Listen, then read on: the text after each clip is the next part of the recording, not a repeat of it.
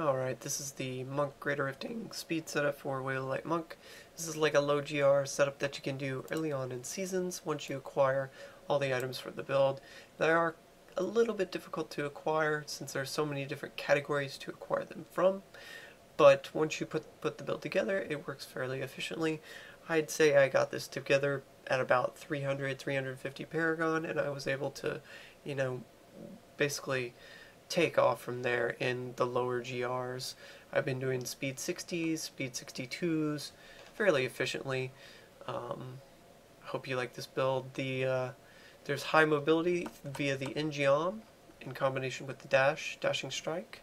So once you kill an elite pack, you get this bonus, and you're able to infinitely dash basically until you get to another pack, and the cycle continues.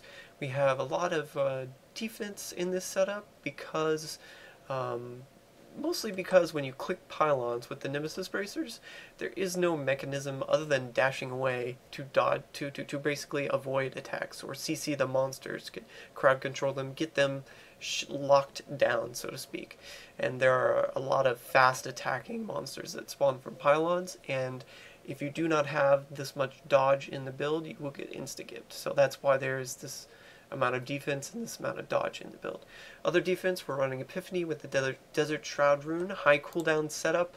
Again, going for that, I'd say 54% would be the minimum cooldown reduction you're going to want to go for to get that infinite uptime of Epiphany, assuming one elite pack kill per Engeom rotation. And then, as far as resource is concerned, we're running the Desert Shroud, of course, gives us Spirit per second, Sweeping Wind, Spirit per second, and we're also running the Air Alley in those cases where you either die or you just didn't kill an elite pack for whatever reason. You have the Air Alley there to supply you some resource. Now, I am running Unity in this configuration. It is a Greater Rifting setup, so if you want to be safer, you can just swap this to Near-Death Experience for that second life passive. That is an option as well. Other passives include Seize the Initiative for attack speed, Beacon of Utah for cooldown momentum, for that extra multiplier while we're speeding through the rift, and of course, this is a Wave of Light build, so we're using Explosive Light. Now, other multipliers include the 6 set bonus of Sun Wukos. You also get damage reduction while your Sweeping Wind is up. This build has an empty slot in the belt, so I put Shiro's Soul in that slot just so you didn't have to keep such a close eye on keeping the Sweeping Wind stacks up. This makes it so that you can basically ignore it once it's been clicked, because they will stack automatically once you enter the rift, and this belt will keep those stacks at max throughout the duration, which is quite nice about the Greater Rifting setup. Of course, our multipliers, Sokran's Gaze, we have the stacks from Vengeful Wind, supplying extra multiplier via the set bonus. We have Incense Torch, Pinto's Pride, a lot of different things in play here.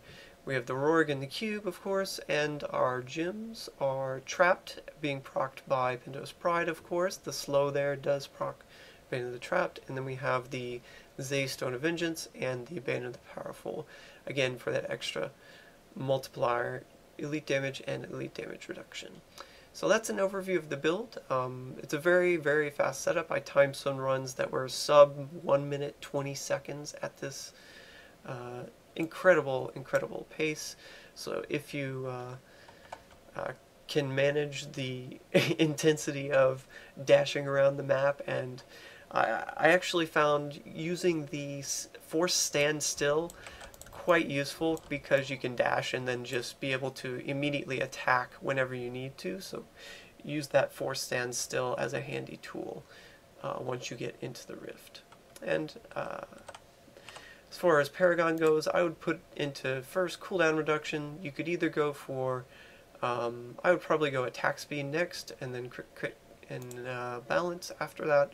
You could go resist all, and then either armor or one of the other two in balance.